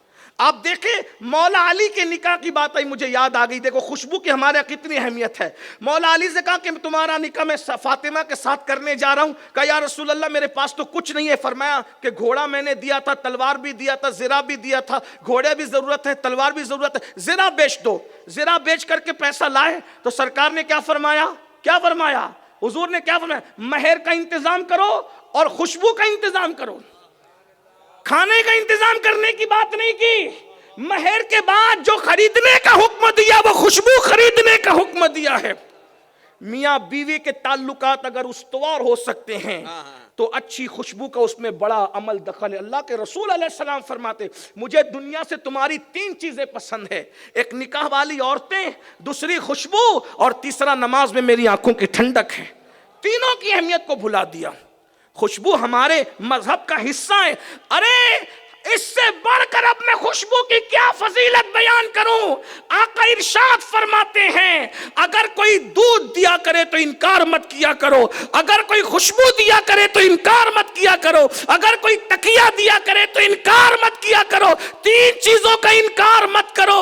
ارے خوشبو کی اس سے بڑھ کے کیا فضیلت ہوگی؟ لوگ جیتے جی خوشبو نہیں لگاتے، ہمارے یہاں تو مرنے والے کو بھی اچھی خوشبو لگانے کا حکم دیا۔ سبحان اللہ، سبحان اللہ، سبحان اللہ، سبحان اللہ، واہ واہ واہ واہ۔ مرنے والے کو کیا خوشبو بات میں ہے، کیوں واہ واہ واہ۔ معطر کیا جا رہا ہے؟ وجہ یہ ولیمے میں جاؤ تو سیٹھوں سے ملاقات ہوگی، اور مر جاؤ تو بادشاہوں کا بادشاہ، شہنشاہوں کا شہنشاہ، فرش سے لے کر عرش تک جس کی حکومت ہے اس مالک و مختار مصطفیٰ جان رحمت کا دیدار ہوگا۔ کیا بات ہے، سبحان اللہ۔ اور ہمیں یقین ہے، اسی لیے تو ہم مستی میں کہتے ہیں، اسی لیے جو یقین والا عاشق ہے اس کو مدینے جانے سے خوشی مر جانے میں ہوتی ہے، کیونکہ مدینے جاؤ تو گنبد دکھتا ہے اور مر جاؤ تو گنبد والا نظر آتا ہے۔ نعرہ تکبیر، نعرہ رسالت، دیکھو ہمارے نبی کی شان، واہ واہ واہ، زندہ باد، زندہ باد۔ 3 دن تک نہیں نہاتے، 1 ہفتے تک۔ ہمارے یہاں تو مردے کو بھی نہلانے کا حکم ہے، کیا بات ہے۔ جہاں میت کو بھی نہلایا جاتا ہے وہ جیتے جی نہیں نہاتے۔ یہ میاں بیوی میں تعلقات خراب ہوتے ہیں۔ بہرحال بات دور نکلی، کیا عرض کر رہا تھا؟ حضور علیہ السلام آئینہ نہیں ہوتا تو پانی میں دھیان لگے، وہ شکل ایسی سوری ہوئی تھی، میں بار بار پڑھ چکا ہوں، بلکہ میں تو بار بار انشاءاللہ پڑھوں گا بھی زندگی میں، کیونکہ یہی تو ہماری زندگی کا عنوان بے ہے۔ شک۔ میرے ایک بزرگ نے مجھ سے کہا ولی کا ذکر کرو تو گناہ معاف ہوتے ہیں، سید الانبیاء کا ذکر کرو تو پھر حالت کیا ہوتی ہے؟ کیا بات ہے، سبحان اللہ، سبحان اللہ۔ آپ ہی کا ذکر تو ہمارے لیے سب کچھ ہے، یہ ذکر ہے، یہ ذکر رسول کی شان ہے۔ بہرحال تو سرکار علیہ السلام جب نکلتے تھے گھر سے تو پانی میں، تو سرکار سے پوچھا حضور آپ بھی؟ تو ام المومنین چونکہ بہت سوال کرتی تھی، علم سیکھتی تھی حضور سے، آپ بھی تو فاقہ فرماتے ہیں اگر کوئی سنور کر گھر سے نکلتا ہے تو جانے والا اور جس کے پاس جا رہا ہے اللہ دونوں کی مغفرت فرما دیتا ہے۔ لیکن بننے سنورنے کا یہ مطلب نہیں کہ کسی کو اپنے جال میں شکار کرنا ہو، استغفر اللہ، ایسے کو یہ نہیں، بلکہ اگر کسی کو اپنے جال میں پھنسانا ہو گناہ کے لیے، ایسے لوگوں کے لیے تو وعید آئی ہے۔ فرمایا جو لوگوں کے لیے بنتے سنورتے ہیں کہ لوگ ان کے گناہ میں، ان کے جال میں، سمجھ گئے اشارہ دے رہا ہوں، بدکاری میں مبتلا، ان کی خوبصورتی دیکھ کے ایسے مرد اور ایسے عورتوں کی چمڑی آگ کی کیچی سے کاٹی، جہنم کی آگ کی بنی ہوئی کیسے؟ تو بنو سنورو سنت کے مطابق، بیوی کے لیے شوہر بنا کرے اور شوہر کے لیے بیوی سنگھار کیا کرے۔ بہرحال تو حضور سے عرض کیا آقا یہ آپ بھی تو فرمایا یہ، اور پھر حضور کی ایک عادت یہ بھی تھی جب حضور کبھی نئے کپڑے پہنتے، پہلی مرتبہ جو کبھی کپڑے پہنتے، ہمارے بزرگوں نے فرمایا تو حضور علیہ السلام ام المومنین سیدہ عائشہ سے کہتے عائشہ توجہ کریں گھر کا ماحول کیسا؟ عائشہ میں کیسا لگ رہا ہوں؟ سبحان اللہ، سبحان اللہ۔ جس کو قدرت یا نے رسول اللہ صلی اللہ علیہ بغیر سرما لگائے ہوئے سرمگی آنکھیں دی ہو، جس کو قدرت نے بغیر سنوارے سورے ہوئے بال دیے ہوں، بے شک۔ اور حضور کے بال کیسے تھے؟ صوفیہ فرماتے ہیں نہ بالکل لمبے لمبے تھے سیدھے سیدھے، اور نہ بالکل گھنگریالے تھے، کچھ گھنگریالہ ہلکا سا پن تھا اور کچھ سیدھا سا پن تھا، یعنی اعتدال میں تھے. اور جب کنگھی نہیں کرتے تھے تو وہ کان تک آتے تھے، اور جب کنگھی کر لیتے تھے تو وہ کندھوں تک آ جاتے تھے. وہ بہت خوبصورت تھے، اور اس میں سے مشک سے زیادہ خوشبو آتی تھی. جس گلی سے گزر جاتے تھے کئی دن تک کہ وہ گلیاں مہکا کرتی تھی. اللہ اکبر، اسی اللہ. لیے صحابہ کہتے ہیں ہم حضور کو ڈھونڈنے کے لیے پتہ نہیں پوچھتے تھے، جس گلی سے تازہ خوشبو آتی تھی اسی گلی میں چلے جاتے تھے، مصطفیٰ جان رحمت کو پا لیتے تھے. امام کہتے ہیں کیا مہکتے ہیں مہکنے والے، بو پہ چلتے ہیں بھٹکنے والے. جگمگا اٹھی میری گور کی خاک، تیرے قربان چمکنے والے، اور حسن تیرا سا نہ دیکھا نہ سنا، کہتے ہیں اگلے زمانے والے. اللہ اکبر. تو حضور علیہ السلام کبھی کبھی پوچھتے تھے جب نئے کپڑے، عائشہ میں کیسا لگ رہا ہوں؟ اب بتائیں، حضرت عائشہ سے پوچھ رہے ہیں، ایسی عقل مند خاتون، اتنی بڑی عالمہ، اتنی بڑی فقیہہ، جب ان سے پوچھا جا رہا ہے میں کیسا لگ رہا ہوں، پتہ ہے حضور کو وہ کیا کہنے لگی؟ حضور کو دیکھ اور کہا یا رسول اللہ آپ کیسے لگ رہے ہیں؟ آقا ارے یوسف کو جن عورتوں نے دیکھا ان کی تو انگلیاں کٹ گئی، اللہ کی عزت کی قسم اگر وہ آپ کو دیکھ لیتی، یوسف کو دیکھا تو انگلیوں پر چھری پھیر لی، اگر آپ کو دیکھ لیتی تو انگلیوں کو نہیں بلکہ اپنے دلوں کو کاٹ لیا کرتے. حسن یوسف پہ کٹی مصر میں انگشت زنا، سر کٹاتے ہیں تیرے نام پہ مردانے. تو عرض یہ کر رہا تھا، ام المومنین شعر کہنا، اتنی بڑی عالم، علم طب جانتی تھی. تیسرے نمبر پر عبداللہ ابن عمر کے بعد، حضرت ابو ہریرہ کے بعد، عبداللہ ابن عباس کے بعد، ان تینوں کے بعد سب سے زیادہ اگر کسی کی روایتیں ملتی ہے کتاب کی، حدیث کی کتابوں میں، تو وہ ام المومنین سیدہ عائشہ صدیقہ ہے. 2210 روایتیں آپ نے بیان کی ہے، اور 50 لوگوں نے آپ سے روایت کی ہے. اکابر صحابہ جب بھی کسی مسئلے میں اٹکتے تو ام المومنین کا رخ کرتے. حضرت سیدنا ابو موسیٰ اشعری فرماتے ہیں جس مسئلے میں ہم رک گئے، اٹک گئے، ہم نے ام المومنین کے گھر کا رخ کیا. اللہ کی عزت کی قسم کوئی مسئلہ ایسا نہ تھا کہ ہم لے کر کے گئے اور اس مسئلے کو ام المومنین نے حل نہیں فرمایا. یہ ام المومنین سیدہ عائشہ صدیقہ کی علمی صلاحیت تھی. آپ 4 ملتوں کی مفتی تھی، مفتی 4 ملت ہیں آپ، ام المومنین سیدہ عائشہ صدیقہ رضی اللہ تعالیٰ عنہ. اب آپ مجھے بتائیں جس مذہب میں عورتوں کو اتنا پڑھایا جا رہا ہو، آج اس مذہب کے ماننے والی عورتوں کو کچھ دین نہیں پتا، مذہب نہیں پتا، کلمہ نہیں پتا، نماز نہیں پتا. میں تو لوگوں کو یہ کہتا ہوں جیسے ہم لڑکوں کے مدرسے کھول رہے ہیں، ہمیں لڑکیوں کی تعلیم پر بہت ضرورت ہے توجہ دینے کی، کیونکہ ہماری بچیاں دین کچھ بھی نہیں جان رہی ہے. ان کو جب ماں کو دین نہیں پتا ہوگا وہ بچوں کو دین کیا پڑھائے گی؟ آپ کو پتا ہے ام المومنین سیدہ ام سلمہ کی بیٹی تھی جو وہ اپنے پہلے گھر سے لے کر کے آئی تھی. جو پہلے گھر سے دوسرے شوہر کے گھر آئے وہ دوسرے شوہر کی ربیبہ کہلاتی. اس رشتے سے یعنی پہلے گھر سے کوئی بچی آ گئی، اب دوسرا نکاح ہو گیا، تو یہ جو دوسرا شوہر ہے جس کے نکاح میں خاتون ہے وہ اس کے بچے ربیب یا ربیبہ کہلائیں گے. تو یہ ام المومنین ام سلمہ جو پہلے گھر سے بچے لائی تھی ان میں سے ایک بچی تھی زینب بنت ام سلمہ یا زینب بنت ابو سلمہ. تو وہ ام المومنین سیدہ عائشہ صدیقہ کی شاگردہ تھی، اور عرب کے اندر اتنا انہوں نے پڑھا تھا زینب بنت ام سلمہ نے کہ ان سے بڑی فقیہہ عورتوں کے اندر ملک عرب میں کوئی نہیں تھی. یہ ان کی علمی صلاحیت، یعنی بچیوں کو اتنا پڑھایا جاتا تھا. آج بچیوں کی تعلیم پر کوئی توجہ نہیں ہے. بچیوں کو تو میں کہتا ہوں کہ ہمیں کہیں نہ کہیں آگے بڑھنے نہیں دیا جاتا. لڑکی ہے، بیٹی ہے، کیوں بھیج رہے ہو مدرسہ، کیوں پڑھا رہے ہو، پڑھ کے کیا کرے گی؟ شادی تو کر دینی پڑے گی، پڑھنے کے بعد تو اس کو چولہا ہی سنبھالنا ہے، اسے کپڑے ہی دھلنے ہیں، اسے برتن ہی. میرے بھائیوں یہ دقیانوسی خیال چھوڑو کہ بیٹیوں سے تم صرف جو ہے وہ برتن جھاڑو کراؤ گے. آپ کو نہیں پتا اللہ اکبر ہزاروں تابعین ام المومنین سیدہ عائشہ صدیقہ کے شاگرد ہیں. اور ایک بات میں آپ کو بتاؤں، ایک خاتون ہے حضرت سیدنا امام جعفر صادق کی بہو ہے اور ان کا نام ہے سیدہ نفیسہ مصری. یہ عورت ہو کر مقام قطبیت پر فائز ہے. احسن الویا لآداب دعا. امام اہل سنت نے اپنے والد کے کتاب پر جو حاشیہ لکھا ہے دعا کے عنوان پر، اس میں انہوں نے لکھا کہ جن مقامات پر دعائیں قبول ہوتی ہے ان میں سے ایک سیدہ نفیسہ مصری کا مزار بھی ہے جہاں دعا قبول ہوتی ہے.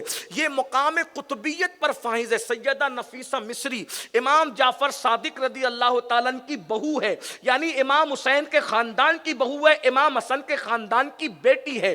اپنے شوہر کے ساتھ جو ہے یہ مدینہ منورہ سے ہجرت کر کے مصر آ گئی تھی. جب ظلم بڑھا بادشاہوں کا تو یہ شوہر کے ساتھ ہجرت کر کے آ گئی تھی. کہاں؟ مصر آ گئی تھی. اور جب مصر تشریف لائی تو مال بہت تھا، دولت بہت تھی، دولت کی بھی سخاوت کیا کرتی تھی. اور پھر آپ نے جو ہے درسگاہ سجائی. سیدہ نفیسہ مصری نے ان کے علم کی خدمات کو دیکھ کر ان کو نفیسہ علم بھی کہتے ہیں، نفیسۃ العلم بھی کہتے ہیں. یہ سیدہ نفیسہ وہ ہے. اور آپ کو پتا ہونا چاہیے جب یہ امام جعفر صادق کی بہو، خاندان جعفر صادق کی بہو اور امام حسن کے خاندان کی بیٹی جب درسگاہ سجاتی تھی تو عورتیں تو ہوتی ہی تھی، عورتوں کے ساتھ ساتھ ہزاروں مرد بھی ہوتے تھے. اور ان ہزاروں مردوں میں کون ہوتے تھے پتا؟ تمہارے میرے جیسے نہیں، بلکہ نفیسہ مصری سے علم سیکھنے کے لیے امام شافعی جیسے لوگ بھی آیا کرتے تھے. اگر شافعی کو کسی نے شافعی بنایا ہے تو وہ امام جعفر صادق کی بہو سیدہ نفیسہ مصری ہے. کیا بات ہے، سبحان اس سے اللہ. پتا چلا امام اعظم کو امام اعظم جعفر صادق بنا رہے ہیں اور جعفر صادق کی بہو شافعی کو شافعی بنا رہے ہیں. اسی لیے امام شافعی نے انتقال کے وقت یہ وصیت کی تھی، جب میرا انتقال ہو جائے تو میرا جنازہ نفیسہ مصری کی گلی سے لے جانا. ان کی گلی سے جنازہ گزرے گا، اسی کے صدقے اللہ میری مغفرت فرمائے. اللہ اکبر، اللہ اکبر، اللہ اکبر. یہ علم تھا اس زمانے کی عورتوں کا. امام مالک کی بیٹیاں بالغ ہونے سے پہلے پوری موطا امام مالک کو انہوں نے حفظ کر لیا تھا، پوری موطا کو. بڑے بڑے محدث موطا سنانے کے لیے آتے اور کہیں غلطی کرتے تو وہ اس طریقے سے ہاتھ میں ہاتھ مارتی یا چھڑی کو زمین پہ مارتی اور اپنے بابا کو اشارہ کرتی، محدث صاحب غلط پڑھ رہے ہیں، اور پھر آپ لقمہ دیتی. یہ ان کی علمی صلاحیت تھی. آئیے اب بات سمیٹتے ہوئے آخری بات. سیدنا سعید ابن مسیب یہ تابعی ہیں اور یہ مولا علی کے شاگرد ہیں. سعید ابن مسیب، میں پہلے ان کا تعارف کرا دوں. انہوں نے ساری تعلیم، یہ بہت بڑے تابعی ہیں. سعید ابن مسیب یہ مولا علی کے شاگرد، ڈائریکٹ شاگرد ہیں. اور مولا علی کے شاگرد باب مدینۃ العلم کے ڈائریکٹ شاگرد کتنا پڑھایا ہوگا. یہ وہی ہیں سعید بن مسیب کہ واقعے کربلا کے وقت جب یزید نے گنڈا گردی کی اور مدینہ منورہ کو اس نے 3 دن کے لیے حلال کیا، مسجد نبوی شریف میں گھوڑے بنوائے، سب جو آپ محرم شریف میں سنتے ہیں، تو اس وقت سعید ابن مسیب کہتے ہیں کہ میں پاگلوں کی ایکٹنگ کر کے مدینے میں گھومتا تھا کہ ہو کیا رہا ہے ذرا دیکھوں. تو وہ کہتے ہیں کہ 3 دن، حالانکہ وہ پاگل نہیں تھے لیکن انہوں نے ایسی شکل بنا لی تھی اور ان کو پکڑا بھی مارا بھی، لیکن انہوں نے دیوانوں جیسی پاگلوں جیسی حرکت کی تو پاگل سمجھ کے چھوڑ دیا. تو وہ سب دیکھ رہے تھے کیا کیا ہو رہا ہے. تو اس وقت حضرت سعید بن مسیب کہتے ہیں میں مسجد نبوی میں جاتا نماز کے وقت، 3 دن تک نماز نہیں ہوئی، لیکن کہتے ہیں کہ جب اذان کا وقت آتا تو قبر رسول سے مجھے اذان کی آواز آتی. کیا بات ہے، سبحان اللہ. اور جب نماز کا وقت آتا تو قبر رسول سے نماز کی آواز بھی آتی. بلکہ سعید ابن مسیب کہتے ہیں اسی کو دیکھ کر میں اندازہ لگاتا کہ نماز کا وقت آ گیا اور میں اس نماز کے ساتھ نماز پڑھتا. یہ سعید بن مسیب ہے. ان کی بیٹی تھی، سعید بن مسیب کی بیٹی. اتنا پڑھایا تھا بیٹی کو. کتنا پڑھایا تھا بھی آپ سنیں گے تو سمجھ میں آئے گا.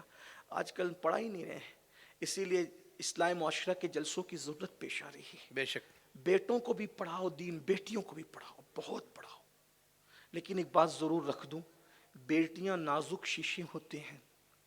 بیٹیوں کو پڑھاؤ تو اسلامی حدود میں رہ کر کے پڑھاؤ. بے شک، دائرے میں. کہیں ایسا نہ ہو کہ علم کے نام پر علم تو سیکھ لے اور آبرو کا سودا ہو جائے. اے طاہر لاہوتی، اس رزق سے موت اچھی جس رزق سے آتی ہو پرواز میں کوتاہی. ہمیں بیٹیوں کو پڑھانا ضرور ہے لیکن حدود شرع میں رہ کر، پردے کی پابندی کے ساتھ، وہ تعلیم جس میں لڑکوں کے ساتھ دوستی نہ ہو، وہ تعلیم جس میں لڑکوں کے ساتھ پکنک کا کوئی تصور نہ ہو، وہ تعلیم جس کے ساتھ لڑکوں کے ساتھ کوئی دوستی نہ ہو، وہ تعلیم جس میں اسلامی حدود پامال نہ ہو. اور اگر ایسی حدود پامال ہو کر علم ملتا ہے تو میں کہتا ہوں 1000 ڈگریوں سے وہ ان پڑھ بچی اچھی ہے جو اپنی آبرو اور ایمان کی حفاظت کر لے. اس سے بڑی کوئی ڈگری نہیں ہے. تو عرض یہ کر رہا تھا، سعید ابن مسیب کے ایک شاگرد تھے، کچھ دنوں تک کہ وہ کلاس میں نہیں آئے. پہلے دارالعلوم وغیرہ مدرسے نہیں تھے، جو علماء تھے انہی کے گھر دانشگاہیں تھی، علماء اپنے گھروں میں بیٹھ کے پڑھاتے تھے اور انہی کے گھروں میں لوگ پڑھتے تھے. ایسے پہلے باضابطہ درس گاہیں، یہ بعد میں اس کا تصور ہوا ہے، بہت بعد میں جا. تو یہ پہلی صدی کا واقعہ ہے نا سعید بن مسیب کا، کیونکہ یہ تابعی ہیں، ڈائریکٹ تابعی ہیں، مولا علی کے مرید ہیں، مولا علی کے شاگرد ہیں. تو آپ کے شاگرد تھے ایک سعید بن مسیب کے، ایک طویل عرصے تک کہ وہ کلاس میں نہیں آئے. بہت دنوں کے بعد آئے تو سعید بن مسیب نے اپنے شاگرد سے پوچھا، بیٹا تم بہت دن سے آئے نہیں، تمہارے علم کا بہت نقصان ہوا ہے، تم کیوں نہیں آئے؟ تو اس نے کہا، شاگرد نے، حضرت میری بیوی بیمار ہو گئی تھی اور اس کی تیمارداری میں لگا تھا، اس کی جو ہے وہ میں خدمت میں لگا تھا. تیمارداری خدمت کو کہتے ہیں، مریض کی خدمت کرنے کو تیمارداری کہتے ہیں. تو میں تیمارداری میں لگا ہوا تھا، اس کی خدمت میں لگا ہوا تھا، نہیں آیا. اور لیکن کچھ دنوں کے بعد میری بیوی کا انتقال ہو گیا. حضور جب میری بیوی کا انتقال ہو گیا، اب میں فری ہو گیا ہوں، فارغ ہو گیا ہوں، تو میں اب آپ کے پاس علم حاصل کرنے کا. تیرا نقصان تو بہت ہو گیا. انہی دنوں سعید بن مسیب کی خوبصورت اس عالمہ بیٹی کا رشتہ بادشاہ کے گھر سے آیا. ان دنوں بادشاہ تھا عبد الملک بن مروان. عبد الملک بن مروان نے اپنے بیٹے ولید ابن عبد الملک کے لیے رشتہ مانگا. آپ کو حیرت ہوگی، بادشاہ نے رشتہ طلب کیا لیکن حضرت سعید بن مسیب نے بادشاہ کے بیٹے ولید کے لیے اپنی بیٹی کا رشتہ نہیں دیا. غور کیجئے اس پر.